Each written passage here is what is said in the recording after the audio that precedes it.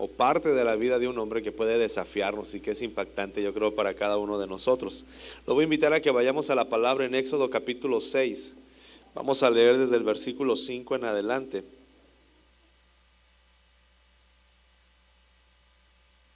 Éxodo 6:5. Perdón, Génesis 6:5, Neto. La carne asada de ayer que tuvimos en el retiro de varones todavía anda haciendo efecto, me afectó la memoria. Por cierto, ayer tuvimos un tiempo precioso, hombres, en el retiro que tuvimos de las 3 de la tarde a las 9 de la noche. Tuvimos un tiempo bendecido, tuvimos deporte, tuvimos un buen tiempo en la administración de parte de Dios. El Espíritu Santo se movió muy preciosamente. Tuvimos un buen tiempo de convivencia, de acercamiento. Fue algo especial, así que si usted no ha ido a los encuentros o no ha ido a los retiros de varones, de hombres, hágase la agenda. Vamos a estar anunciando próximamente, hace mucha falta. Dice la Biblia que el hombre con el hombre se afila, así como el hierro con el hierro. Génesis capítulo 6, versículo 5, nos habla de un panorama muy triste. Génesis capítulo 6, versículo 5 no es esta la expresión mejor que pudiéramos encontrar en la palabra de Dios. Pero a mí me gusta, me llama la atención y me encanta cómo está la Biblia llena de pasajes oscuros, si lo podemos llamar de esa manera, o de pasajes tristes. Mucha gente dice que la Biblia fue escrita por hombres para poder presentar a un Dios fiel y para poder presentar a un Dios perfecto, y que todos los libros y que cada una de las personas que escribió o participó en la Biblia tenía una intención de mostrar puras cosas buenas. Sin embargo, si la Biblia hubiera sido escrita por puros hombres, no inspirados por el Espíritu Santo, no tendríamos en la Biblia. Si yo hubiera sido escritor de la Biblia, a lo mejor no hubiera puesto cuando Pedro negó al Señor Jesucristo. A lo mejor tampoco hubiera puesto cuando Abraham mintió en Egipto. A lo mejor tampoco hubiera puesto cuando David falló con Betsabé. A lo mejor tampoco hubiera puesto cuando Job maldijo el día de su nacimiento. A lo mejor tampoco hubiéramos puesto las etapas de José de desesperación. A lo mejor tampoco hubiera puesto a Moisés enojado y molesto porque no pudo entrar a la tierra prometida. Quizá hay muchos aspectos que si nosotros tuviéramos la intención de presentar y decir esta es la historia de los buenos y para los buenos, lo hubiéramos quitado. Pero el Espíritu Santo permitió que quedaran escritas muchas cosas, como hombres y mujeres. La discusión de Pablo y Bernabé, el apóstol Pablo discutiendo con Bernabé, el hijo de consolación, y tuvieron un problema tan grave, dice la Biblia, y discutieron tan fuerte, que cada quien agarró por su lado. Dijeron, ¿sabes qué? Ya no podemos seguir juntos. Todos los que estamos aquí tenemos problemas cotidianos. ¿Ha tenido discusiones con su familia? ¿Ha tenido desacuerdos con su familia? ¿Ha tenido momentos en los cuales dice usted, ya no tiene caso seguir adelante, sigo siendo el mismo? La vida cristiana no es una vida solamente de hacia arriba, tenemos altas y bajas. ¿Cuántos pueden decir amén a eso? Tenemos altas y bajas. Y de repente nosotros pensamos que no estamos calificados para cumplir el propósito de Dios. Pero la Biblia no nos dice eso. Mira, Génesis capítulo 6, versículo 5. Acaban de pasar 6 capítulos después de que el Señor creó la Biblia, creó la tierra, el cielo y la tierra, perdón. Y que la Biblia marca 6 capítulos después de esto. No sé cuánto tiempo habrán pasado, 100 años, 200 años, 900 años. El tiempo pues es muy paradójico, pero dice el versículo 5, al ver el Señor que la maldad del ser humano en la tierra era muy grande. ¿Cómo era la maldad? Muy grande. Y que todos sus pensamientos tendían siempre hacia el mal, se arrepintió de haber hecho al ser humano en la tierra. Y me encanta cómo el Espíritu Santo nos muestra al Padre, y le dolió en su corazón. No un Dios estoico, no un Dios que no tiene emociones, no un Dios que no se duele, sino como dice la palabra del Señor, que Él es como un padre que se duele por sus hijos.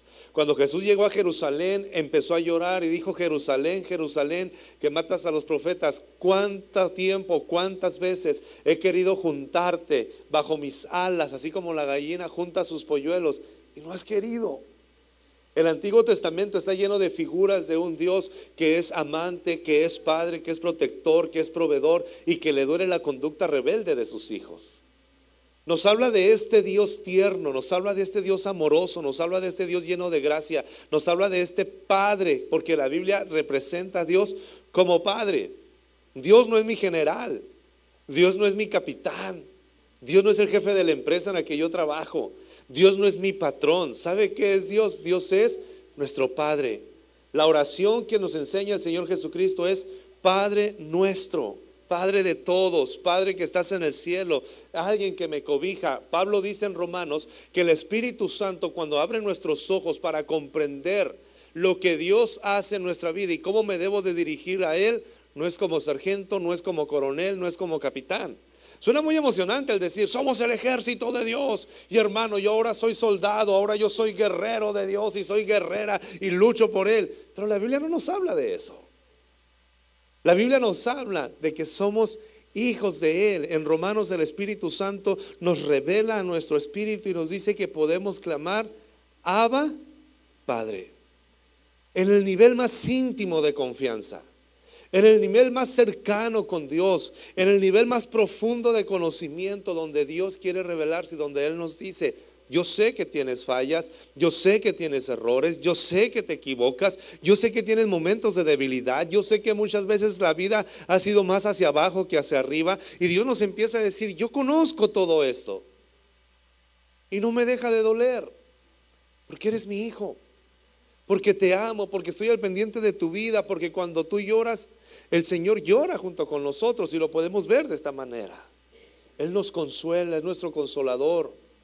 Es aquel que está a nuestro lado y que nos está diciendo: hey, levántate. Y me encanta lo que dice Romanos capítulo 8. El Espíritu Santo recuerda a nuestro espíritu que somos, ¿quién?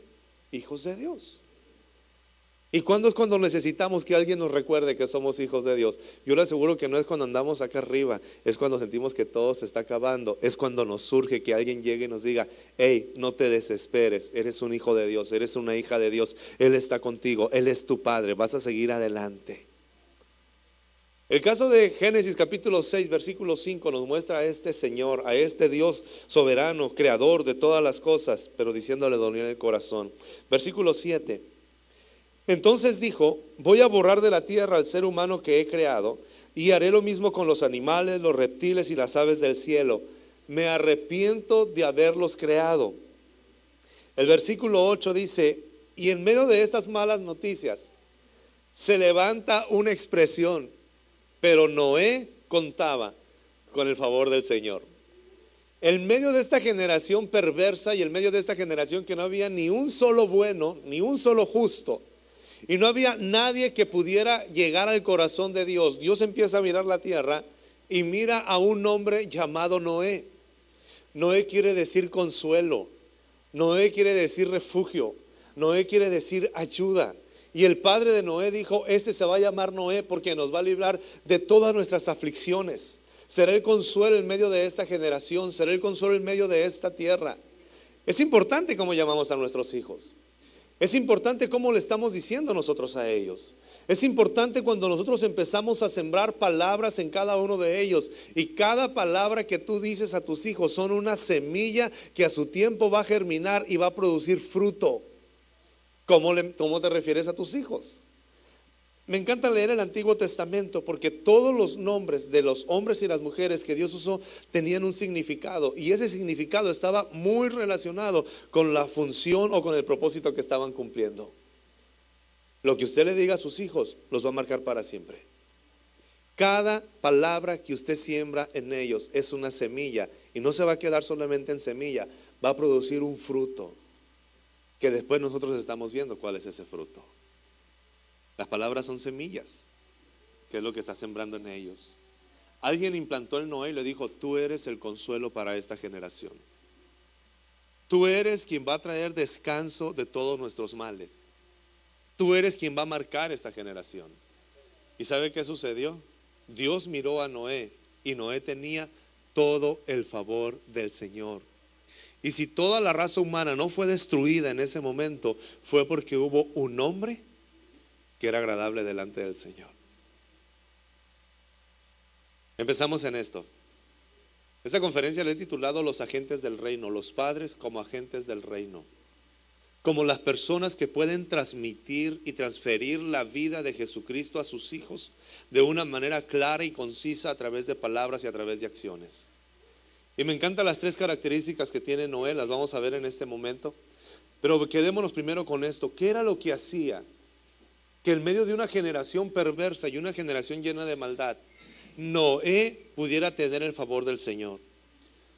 Una persona que vive solamente conforme a la religión, cuando ve que las cosas van mal, la cara se le cambia y empieza a decir, todo se está acabando, todo está mal. Nosotros vemos ahora a nuestro alrededor y consideramos que estamos viviendo la peor época del mundo.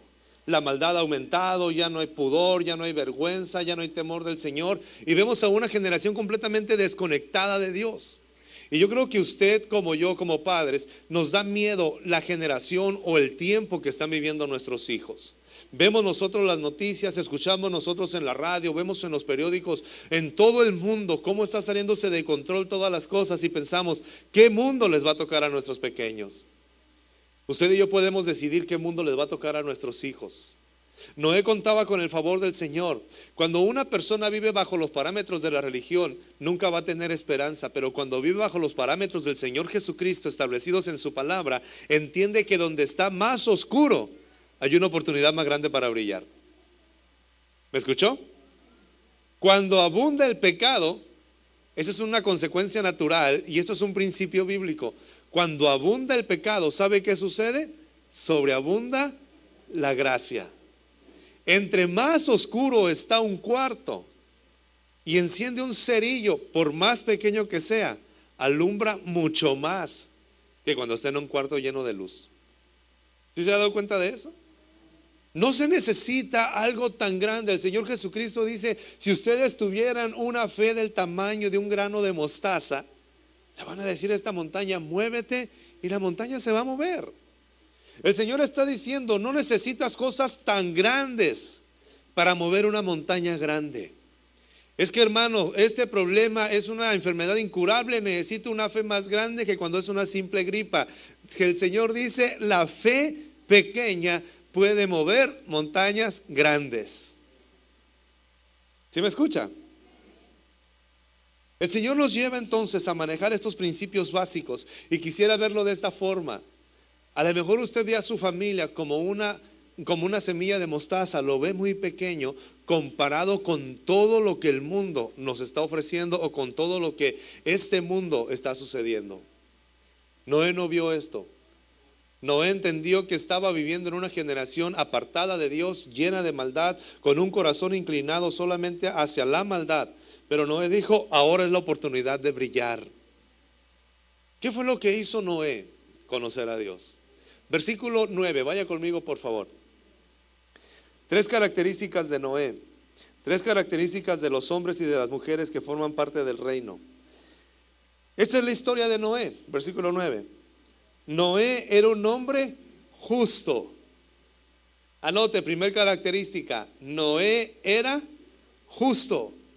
Número 2, Noé era honrado entre su gente. Era un hombre justo, era honrado. Y número 3, siempre anduvo fielmente con Dios. La justicia es una palabra que pareciera estar devaluada en este tiempo. Y tenemos un concepto de justicia nosotros, quizá muy minado, y en el cual nosotros ya hemos dejado de creer. La justicia aquí en la tierra es imperfecta, pero la justicia de Dios es perfecta. Noé comprendió esto. Si nosotros nos vamos al libro de Lucas, nos vamos a dar cuenta que Jesús estaba creciendo en gracia para con Dios y para ¿quién más? Para con los hombres. Hay aspectos de nuestra vida dirigida por Dios que tienen que ver y repercuten en la relación con Él, en nuestra búsqueda de Él, nuestra santidad, estar agradándole, estar siempre al pendiente de su corazón, y aspectos muy personales, como el dejar de pecar, el dejar de drogarte, y situaciones que solamente te afectan a ti y tu relación con Dios.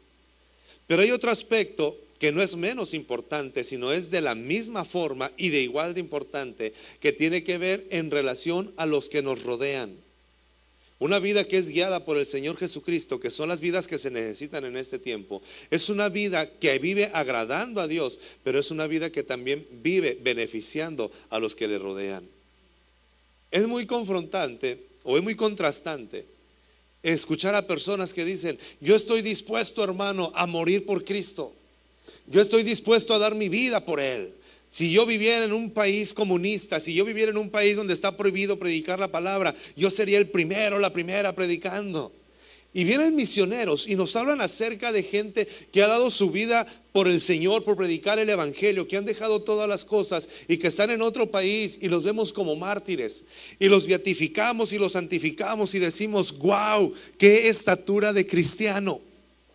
Y no quiero que me malentienda, pero no es más cristiano alguien que muere por la causa de Cristo que aquel que vive por la causa de Cristo. ¿Me escuchó? A todos nos emocionan esas historias donde nos dicen, y hay un país donde aquel hombre murió y dejó todas las cosas, y admiramos eso, y claro que es digno de admiración, y como dice Hebreos, el mundo no es digno de ese tipo de hombres o de mujeres. El problema es que hemos soñado tanto con morir por Cristo, que se nos ha olvidado lo más importante, que primeramente es vivir como Cristo. ¿Sí está en esto? Ay, hermano, si yo fuera un mártir, qué tremendo. Yo sueño con irme a África, yo sueño con irme a Arabia, yo sueño con irme a esos lugares donde realmente es difícil para mostrar lo que yo amo a Cristo. No tienes que irte a ninguno de esos países ni derramar tu sangre en aquellos lugares, cuando aquí en tu casa, en esa semilla de mostaza, se necesitan hombres y mujeres que quizás están dispuestos a morir por Cristo, pero que también están dispuestos a vivir por Cristo. ¿Sí está en esto? Noé estaba siendo justo en medio de una generación injusta. Noé vivía de una manera agradable delante de Dios en medio de una generación que no agradaba a Dios. ¿Y hasta qué punto estaba la maldad de este tiempo? Que el Señor quería destruir a toda la humanidad. Otro pasaje que nos habla acerca de esta conducta de Dios es en Sodoma y Gomorra, cuando Lot se fue para allá, pero llegó el punto, dice la Biblia, donde la maldad llegó a su límite y Dios dijo, voy a destruir mejor a Sodoma y a Gomorra y a Cebollín, a todas las ciudades que estaban alrededor. ¿Por qué? Porque la maldad ya había llegado a su límite y la gente no tenía el deseo de arrepentirse. Y esas ciudades fueron destruidas y solamente fue rescatado un hombre con su familia.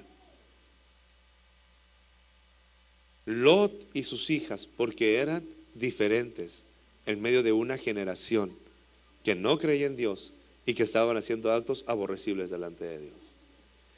Y si en el Antiguo Testamento, ¿y sabe cómo determina la Biblia? Lot tiene una palabra ahí, el justo. Lot, el justo. A Dios le agrada la justicia. Vaya conmigo al Salmo capítulo 10.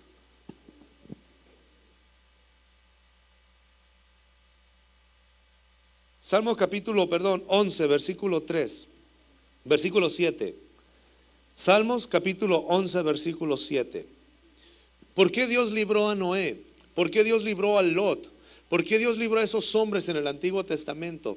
Dice la Biblia, justo es el Señor. ¿Y qué ama? Y ama la justicia. Justo es el Señor. Una persona que es justa, que practica la justicia, es una persona que se asemeja a Dios. Es una persona que está viviendo conforme lo que Dios quiere que se haga. Porque Dios no solamente hace justicia, sino que Él ama la justicia. Por eso los íntegros, no dice la Biblia los que son mitad y mitad, los que dan el 90%, los que son íntegros contemplarán su rostro. Yo quiero contemplar el rostro del Señor. Yo quiero verle a Él.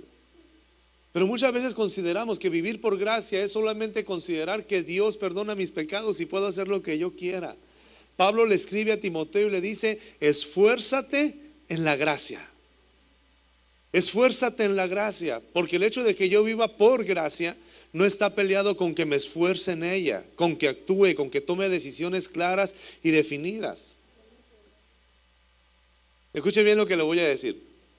Hay un peligro muy grave cuando nosotros decimos yo vivo por gracia y esperamos que automáticamente sucedan todas las cosas en nuestra vida.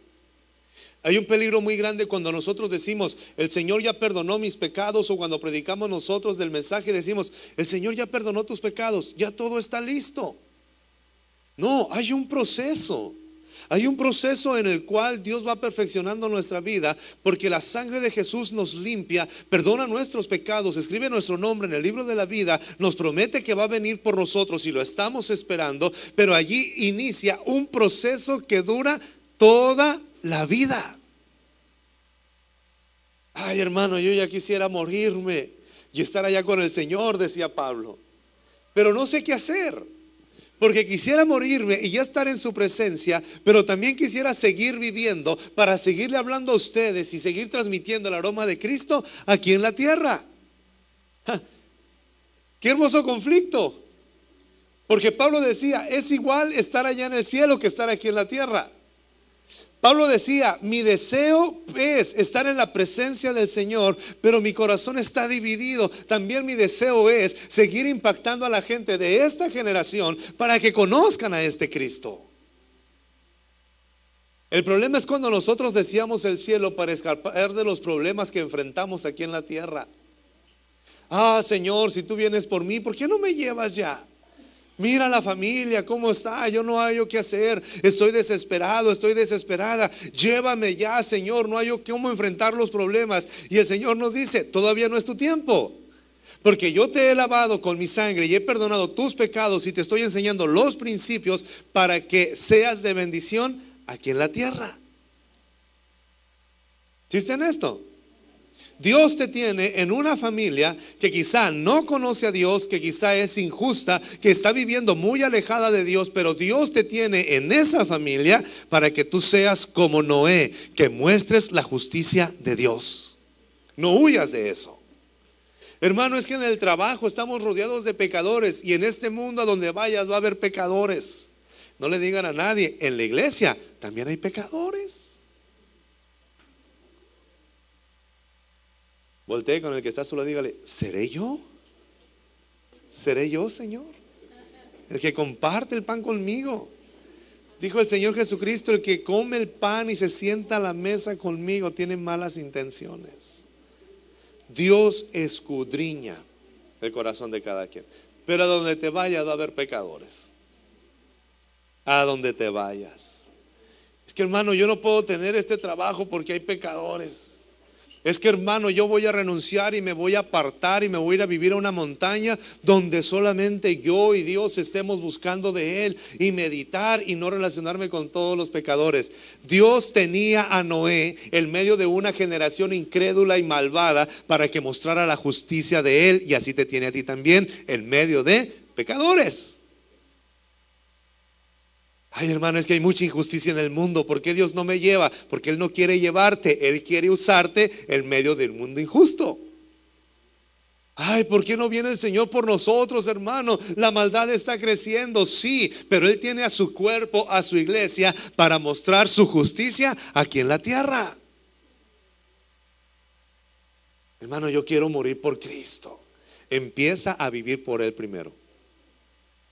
Empieza a vivir por Él. Empieza a dar tu vida por Él.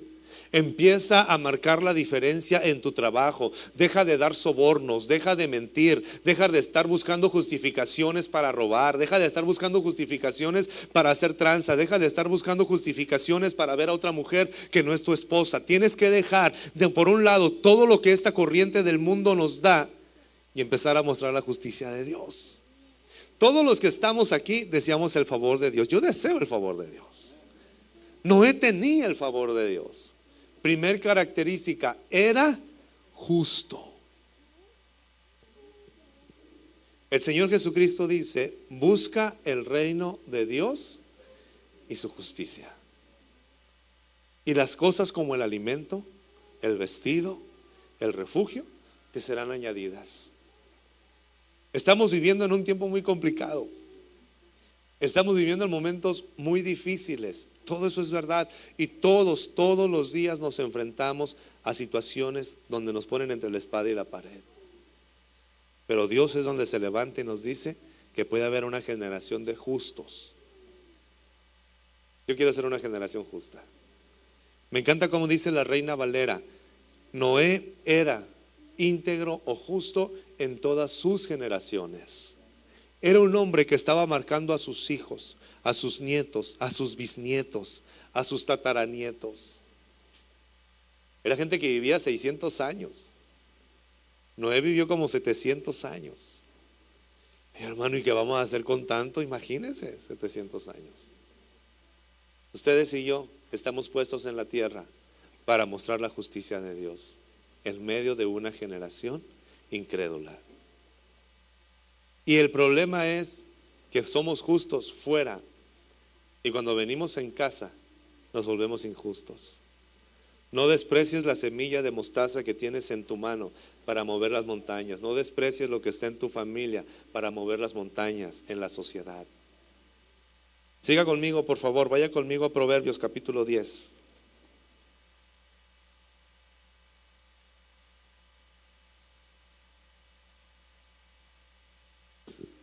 Capítulo 10, versículo 6. Dice la Biblia: el justo se ve coronado ¿de qué? El justo se ve coronado de bendiciones, pero la boca del malvado encubre violencia. El sinónimo de justo es íntegro. El sinónimo de justo es íntegro. No tiene nada que encubrir, no tiene nada que ocultar. Es el mismo en la iglesia, es el mismo en la casa, es el mismo en el trabajo, es el mismo en la escuela, es el mismo con sus amigos, es el mismo con su familia, es el mismo, es la misma, no cambia. Pero el malvado siempre encubre violencia. El malvado siempre está hablando de una manera y su corazón piensa otra cosa. Vaya conmigo al versículo 9. Quien se conduce con integridad, ¿cómo anda? Anda confiado. El que se conduce con integridad anda seguro. Dice la Biblia que el impío huye, el injusto huye sin que nadie lo persiga. Hay gente que tiene delirio de persecución. Andan en el carro y ven a un tránsito: un policía, un policía. Un día yo iba por la carretera, íbamos viajando hacia Los Mochis y llevaba a unas personas que nos pidieron raite, íbamos con ellos y cada federal que miraba, el hombre que iba ahí: un federal, ay, otro, bájale, no te vayas a arrestar. Oye, espérate, ¿tú andas ocultando algo? ¿Te anda persiguiendo la ley o qué tienes? No, nada, todo está bien. Entonces, ¿por qué tienes que tenerle miedo a la ley? Yo puedo andar libre por las carreteras y puedo andar libre por la calle porque no tengo nada que temer. Pero es que si me paran, que nos paren. Tienes transparencia, tienes integridad, no tienes nada que ocultar. El íntegro anda seguro, pero el malvado siempre anda huyendo aunque nadie lo persiga. Pero nos sentimos tan importantes, ¿no? Y andamos con delirio de persecución y creemos que donde quiera nos van a cazar. Una de las ventajas de ser justo y tener el favor del Señor es que puedes estar confiado donde quiera que tú andes. Aún en el valle de sombra y en el valle de muerte puedes tener tranquilidad porque el Señor está contigo. Eso es el favor de Dios. Eso es estar rodeado bajo la gracia de Dios. No hay por qué temer, dice el Señor. Si eres justo, estás coronado de bendiciones, estás seguro. Versículo 16 del mismo capítulo: el salario del justo, ¿sabe qué es? Es la vida. Ese es el salario del justo. Versículo 24: lo que el malvado teme, eso le ocurre. Lo que el justo desea, ¿qué pasa? Eso recibe. Son promesas del Señor en la justicia. Lo que el justo desea, eso recibe. Porque tienes el favor del Señor. Porque estás rodeado de gracia de Dios. Porque estás brillando en una generación que no conoce a Dios. Nosotros tenemos dos opciones: lamentarnos por el tiempo en el que estamos viviendo y decir: me tocó vivir en el peor tiempo. Hace 30 años no había tanta maldad, hace 50 años no había tanta violencia. Déjeme decirle que desde que el hombre pisó la tierra y pecó, la violencia ha sido la misma, la maldad ha sido la misma, hasta tal punto que Dios quería destruir la tierra completamente. Deje de soñar e irse a otro país si antes no ha empezado a brillar aquí donde usted vive. Aquí donde usted está marcando la diferencia. Donde lo conocen en su trabajo, donde lo conocen en su casa, donde lo conocen en la escuela, donde lo conocen en su barrio. Somos llamados a brillar en medio de una generación oscura. Somos llamados a ser justos en medio de una generación injusta. Somos llamados a ser íntegros en medio de una generación que no es íntegra. Somos llamados a mostrar la fidelidad de Dios en una generación que es infiel a Dios. Esto es verdad, pero si esto conseguimos el favor de Dios, vale la pena hacerlo. Vale la pena ser diferente, vale la pena caminar en contra de la corriente. Es que, hermano, toda esta familia se va a perder. Pues a lo mejor la tuya no se va a perder porque hay un hombre y hay una mujer que ejemplifica al reino de Dios aquí en la tierra. Y usted lo puede hacer. No necesita que venga un predicador mega conocido. No necesita que haya una campaña de 20 días en un estadio. No necesitamos que venga alguien de fuera y nos eche una chispa para poder encender en nosotros esa llama que ya está ardiendo. Necesitamos tomar una decisión de creerle a Dios que Él nos ha puesto en esta generación para glorificar su nombre a través del ejemplo. Empiece con sus hijos, empiece con sus nietos, empiece en todas sus generaciones. Volvemos a Génesis capítulo 6, versículo 9. Una característica de Noé es que él era justo. Y muy de la mano viene que él era honrado entre toda la gente. Eso es ser integridad. Esta semana escuché a un hombre que hablaba acerca de una parábola y la diferencia entre lo que es ser honesto y lo que es ser íntegro. No sé si usted lo ha escuchado, pero dice este hombre, una cosa es la honestidad y otra cosa es la integridad. Dice, pidieron una pizza en un hotel, una pareja, un hombre y una mujer. Piden una pizza en un hotel, en media hora van y le llevan la pizza, y cuando abren la pizza no es una pizza de jamón con champiñones, sino que tiene ahí más de $18,000. Y el hombre dice, hay que regresar esta caja. Y la mujer dice, no hay que regresarla, hay que quedarnos con ella, es bendición de Dios. Dice, hay que regresar la caja. Y va a la pizzería, regresa la caja, y pues toda la gente aplaudiendo, y alguien que está ahí dice, es increíble lo que usted está haciendo, usted realmente es un hombre honesto, y de eso no hay. Vamos a hacer un escrito en el periódico y que salga en la televisión y que lo conozcan, y que vamos a hacerle publicidad, porque gente como usted puede ser conocida. Y él dice, no hagan eso. Yo no quiero que me vean en la tele, ni quiero que exhiban en el periódico, nada, por favor no lo hagan. Y el hombre le dicen, pero ¿por qué no? En esa apariencia modestia la gente está pensando, wow, otro punto a su favor, es completamente honesto y aparte modesto, no quiere hacerse famoso con ello. Y dice el hombre, lo que pasa es que esta mujer no es mi esposa. Y si salgo en la televisión, me van a descubrir. Si escribe en el periódico con quién estaba en un hotel con una mujer que no es mi esposa, las cosas no van a salir bien. O sea, hay honestidad, pero no hay integridad. Y Noé era íntegro, era honrado, era una sola pieza. No hay nada que ocultar. Y nosotros pensamos que podemos negociar. En esta área soy muy bueno, pero en esta área me puedo dar y me puedo permitir algunas falencias. Noé no era así. Si tú quieres el favor de Dios sobre tu vida y sobre tu familia, necesitas ser íntegro. Ser íntegra. ¿Si estamos en esto? No, pues es que yo ya fui el domingo a la iglesia, ya levanté las manos, oraron por mí, di mis diezmos, la ofrenda, glorifiqué el nombre del Señor. Yo creo que sí me puedo permitirme a tomar un cafecito con una mujer que no es mi esposa y pasar un tiempo agradable. No puedes hacerlo. Si quieres el favor del Señor, no puedes hacerlo. Pues yo ya fui a la iglesia, canté, glorifiqué el nombre del Señor. Yo creo que me puedo permitir chatear con un hombre que no es mi esposo y que me diga piropos y que me diga halagos y poder platicar con él y que me diga que soy princesa y que soy hermosa y que soy bonita y yo permitirlo y subo una foto que le guste a él aunque no es mi esposo. No, no puedes, no tienes el favor del Señor. Dios bendice a los íntegros. ¿Alguien está aquí esta mañana? Hermano, yo quiero ser como Noé. Quiero ser como ese hombre que Dios usó y rescató a su familia. Puede serlo, debe serlo. Tienes toda la capacidad para hacerlo, pero no creas que puedes jugar con Dios y negociar con Él. ¿Alguien está aquí? Si tú ya te casaste, ya te amolaste. No, no es cierto.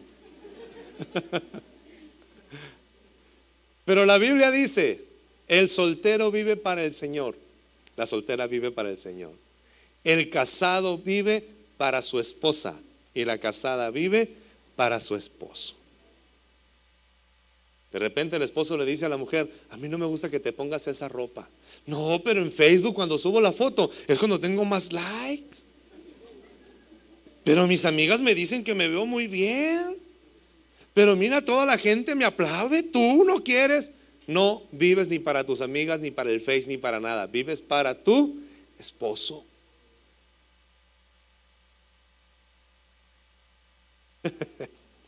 Ay, hermano, tan bonita que estaba la conferencia.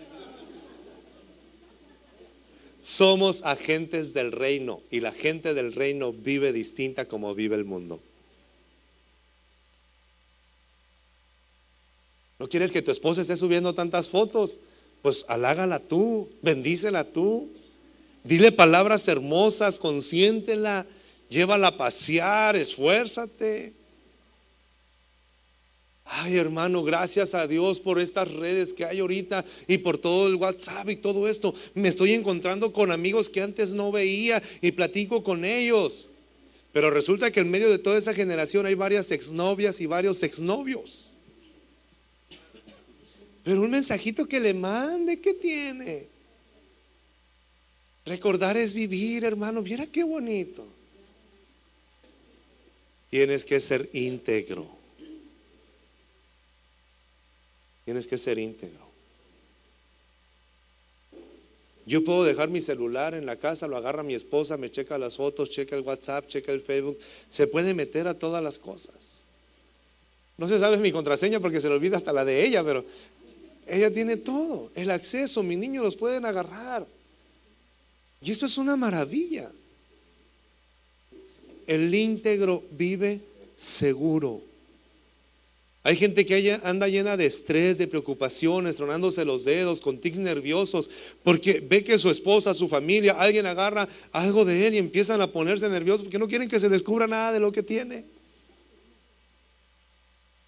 La vida en paz, la vida feliz, la vida plena se vive cuando estás en integridad.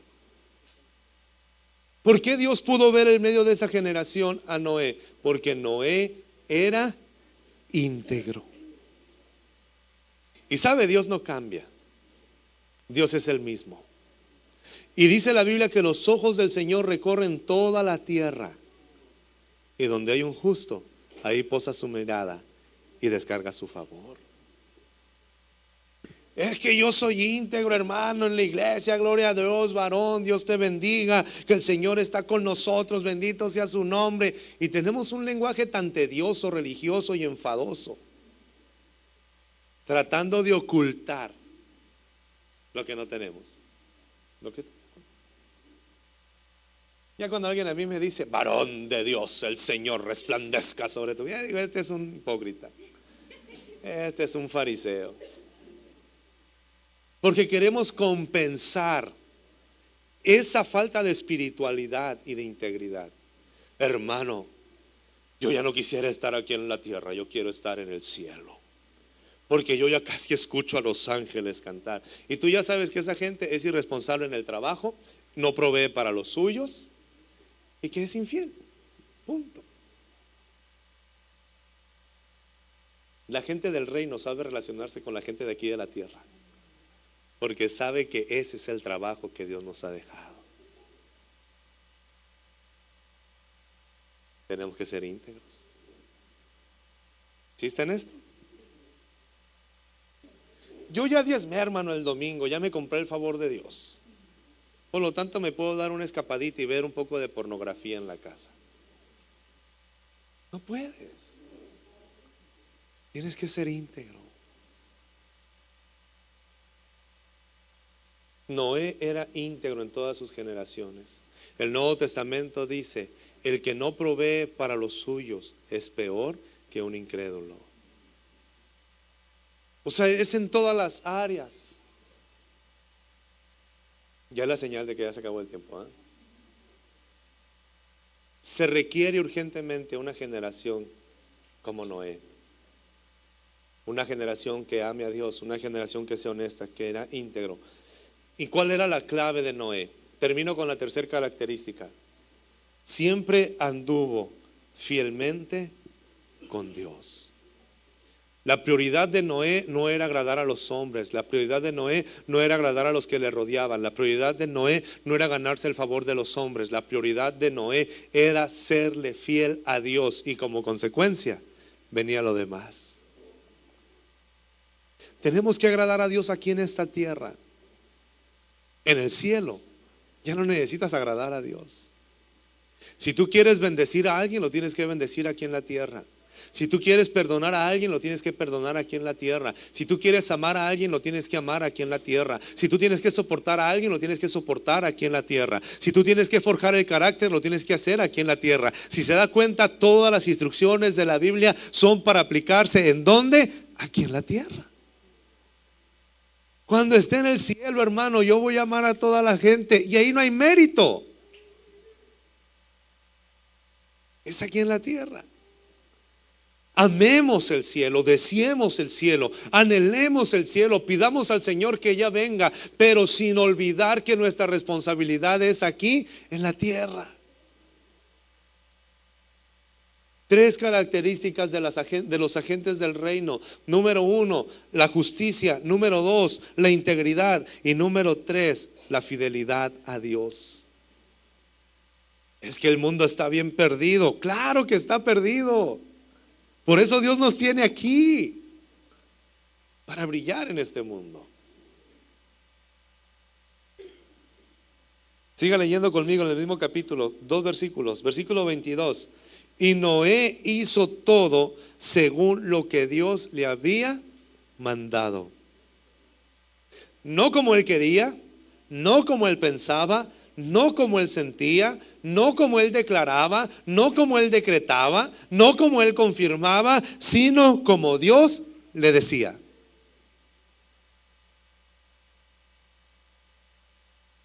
Hey, ¿están aquí? No es lo que yo diga, Señor, es lo que tú digas. ¿Qué es lo que tú quieres? Capítulo 7, versículo 1. El Señor le dijo a Noé: entra en el arca con toda tu familia, porque tú eres el único hombre justo que he encontrado en esta generación. Versículo 5. Noé hizo todo de acuerdo con lo que el Señor le había mandado. Ahora le tengo una buena noticia. En este tiempo no solamente hay un hombre justo o una mujer justa. Hay muchos justos que están llenando la tierra. Así que nadie va a ser el protagonista en esta generación. Nadie va a ser el primer lugar en esta generación. El único que es el protagonista en esta generación es el Señor Jesucristo. ¿Y de qué forma? De esta manera. Usted y yo, si queremos agradar a Dios y vivir bajo sus parámetros, la gente tiene que ver a Cristo a través de nosotros, a través de nuestras palabras, a través de nuestras acciones, a través de nuestras conductas, a través de nuestras decisiones.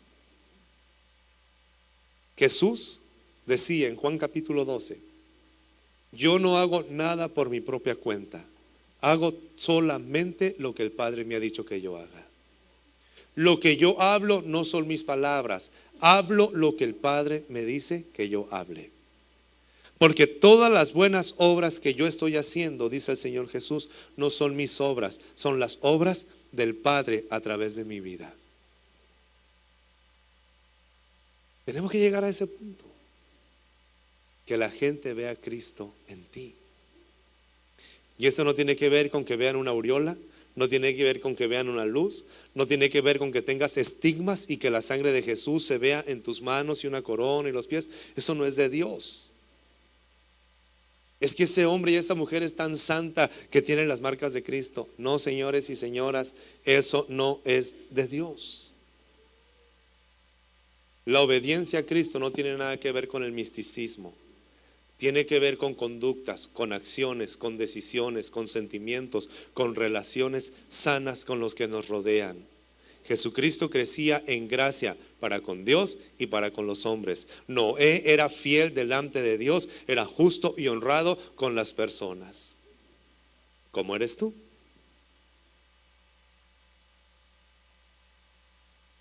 Es allá el punto que tenemos que llegar. Papá y mamá que estás esta mañana y que estás escuchando esta palabra, tus hijos no deben de tener un héroe fuera de casa, tú debes de ser sus héroes.